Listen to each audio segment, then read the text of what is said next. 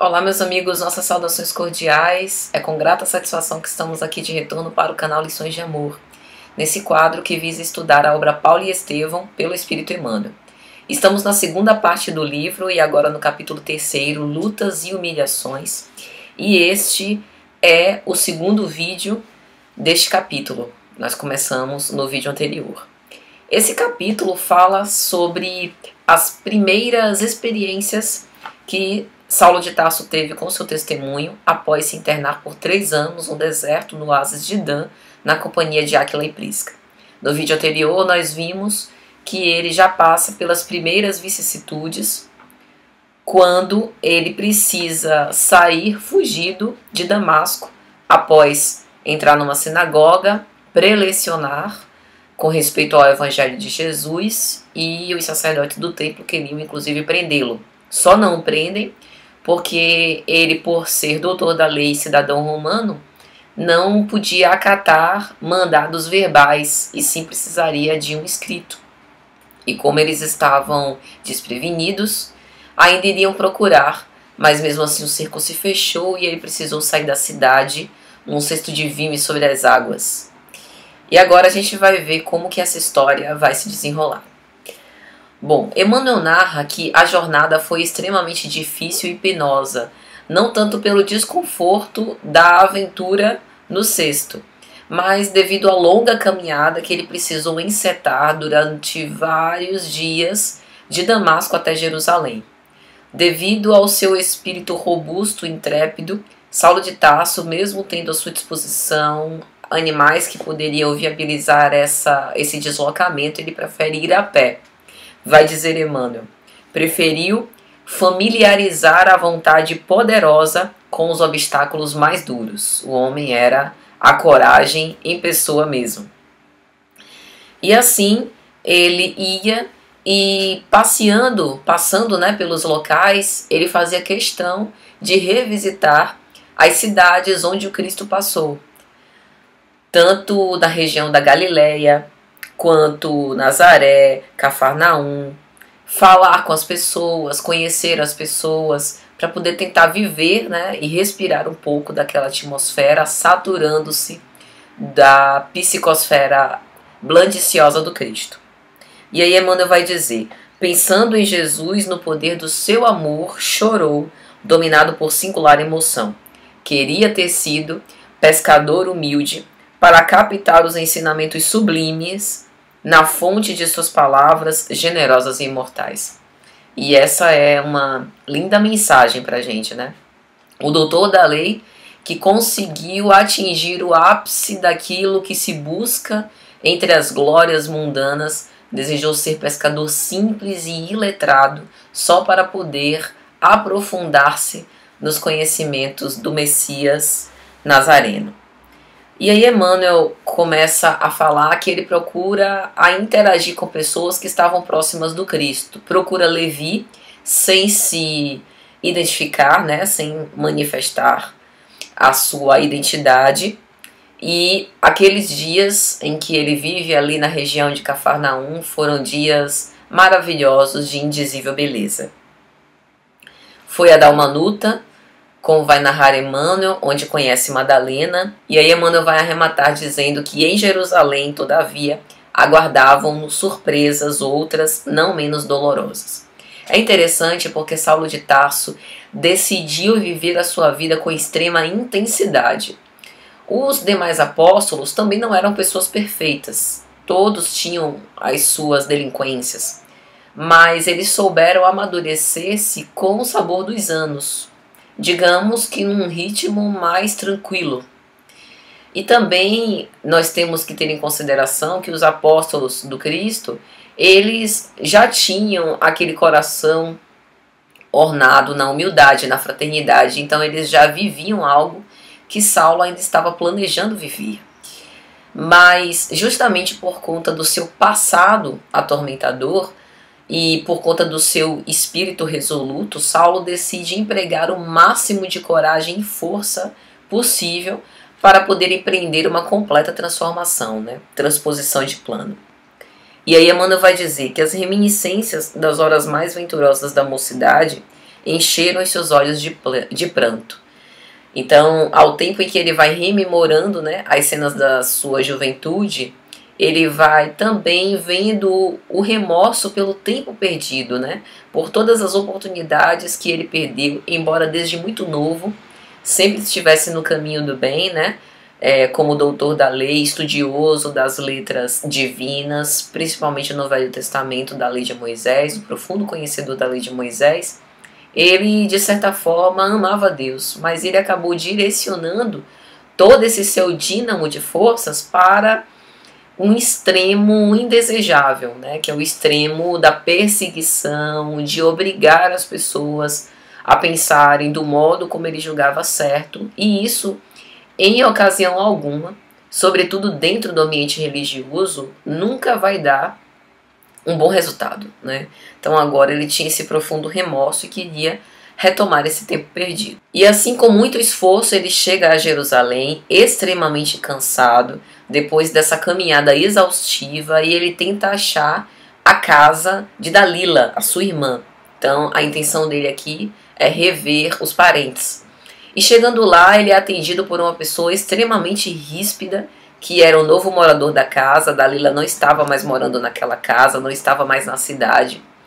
E como ele estava com a barba crescida, a pele bronzeada, né, do sol escaldante do deserto, envelhecido, né, por conta dessas rotinas duras de trabalhar debaixo de sol a pino, na aridez do deserto, ele estava muito diferente. Ninguém o reconheceu, né? Além de que o seu espírito agora estava brando e pacífico, que era muito diferente do Saulo de Tarso, intrépido perseguidor de cristãos. E aí o interlocutor, de forma ríspida, diz que não, Dalila não está lá e tchau, né? E aí ele tenta insistir, mas será que você poderia me dizer, por favor, para onde ela se mudou? E aí o camarada vocifera, né? Mas será que eu vou precisar dar explicações a um mendigo? Eu já disse que ela não mora mais aqui. Segue o seu rumo. Daqui a pouco você vai me perguntar quem sou eu, por que eu comprei a casa, quanto foi que eu paguei, em quantas parcelas eu paguei. E começa algo sarcástico, né, a tentar ridicularizá-lo. E ele não se incomoda, né, embora mantenha-se sereno, mas lógico, ninguém gosta de ser maltratado, então fica um pouco triste, mas entende que aquela recepção, vai dizer Emmanuel, era um simbolismo para o que o aguardava. Então ele já estava esperando que os próximos dias não seriam nada fáceis. E aí Emmanuel vai dizer que ele resolve procurar Alexandre. Alexandre era parente de Caifás, seu antigo colega e amigo, né, do Sinédrio. E no templo, ele estava profundamente cansado, né? Precisava, além de rever os familiares, de um pouso, né, de descanso, comer alguma coisa, repousar o corpo já dorido por essas batalhas. E aí Alexandre o recebe um pouco melhor, né? Amigo, a que vieste? E ele, mas Alexandre, será que você não consegue reconhecer um velho amigo? E aí com aquele ar prazenteiro, né? Ele, sou eu, Alexandre, Saulo de Tarso. Será que não se recorda mais de mim? E aí começa a se expandir, né?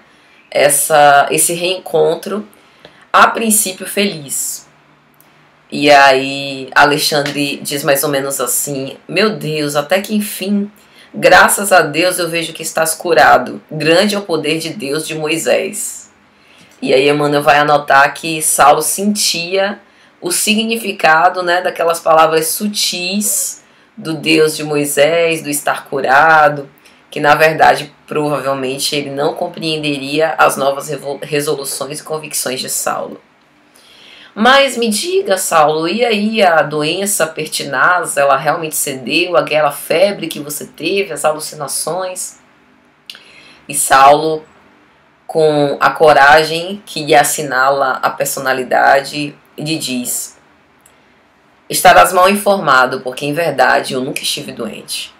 E aí começa a situação a ficar tensa, né? E aí Alexandre diz: mas isso é impossível. Sadoc esteve aqui há mais ou menos 3 anos e me disse que o viu e que você só falava de Jesus, e eu não posso acreditar. Eu só posso acreditar que você estava doente ou estava louco para defender Jesus de Nazaré e colocar abaixo, dar as costas às convicções mais sinceras de sua juventude.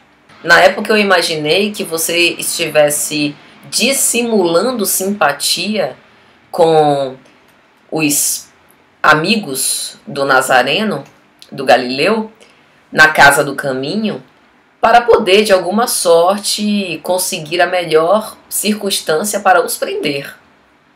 E aí Saulo arremata: se eu estivesse fazendo isso, eu seria um grande hipócrita. Alexandre, contrafeito com a indireta, disse: bom, ou isso, ou então você realmente está louco, demente. E aí Saulo percebia o impasse. Ele não poderia tesar nessa relação com Alexandre. Alexandre não tinha condição de o compreender. Ou ele acatava aquela posição dele ao seu respeito e seguia mesmo cansado, ou ele tentava de certa forma explicar-lhe, mas sem grandes probabilidades de que Alexandre o entendesse.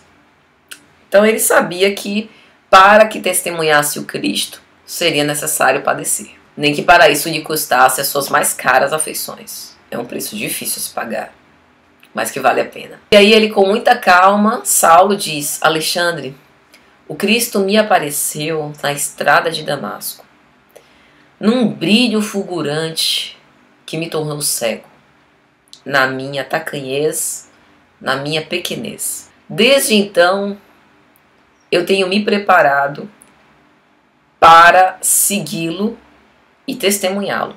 Ele me exortou no seu serviço de amor. E aí Alexandre: mas não diga tais absurdos. E Saulo fica extremamente desapontado. E percebe que a situação não vai mudar muito. E tenta explicar mais uma vez: Alexandre, as minhas convicções, elas não são superficiais, elas são muito sinceras. Depois que o Cristo me apareceu, eu passei 3 anos no deserto em profundas meditações e eu estou convicto de que ele é o Salvador. E aí Alexandre tenta apelar para que Saulo possa reavir. E lhe diz mais ou menos assim: envergonhados com as notícias chegadas da Síria, Jaques e Dalila, o seu cunhado e a sua irmã, mudaram-se de Jerusalém para a Cilícia. Quando soube da ordem de prisão lavrada no Sinédrio contra a tua pessoa, a tua mãe faleceu em Tarso. O teu pai, que te educou com esmero, esperando da tua inteligência os maiores galardões de nossa raça, vive acabrunhado e infeliz. Os teus amigos, cansados de suportar as ironias do povo, em Jerusalém vivem esquivos e humilhados, depois de tanto te procurar em vão.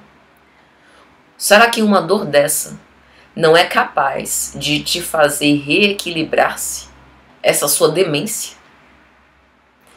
E aí, bondoso, Saulo, depois de se concentrar, diz: eu lamento, mas não devemos ser orgulhosos.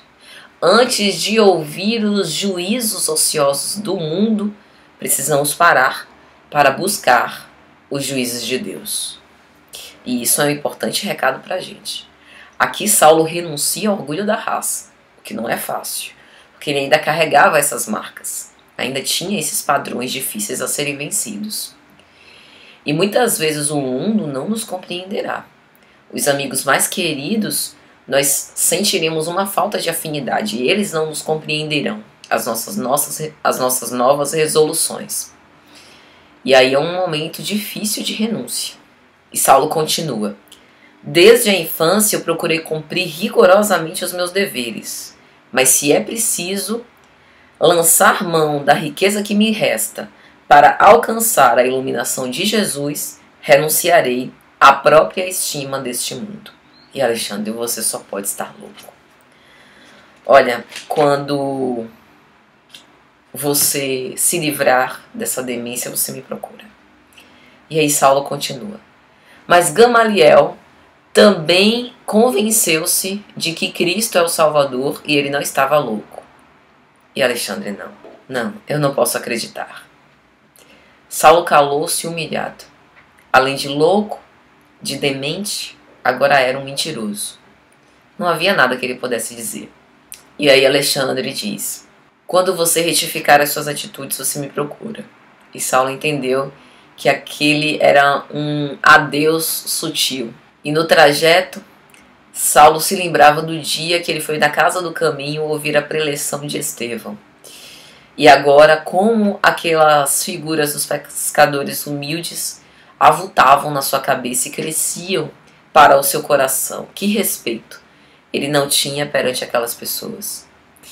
E aí Emmanuel vai dizer: Saulo precisava consolidar as noções de humildade para manifestar seus desejos ardentes de cooperação sagrada com Cristo.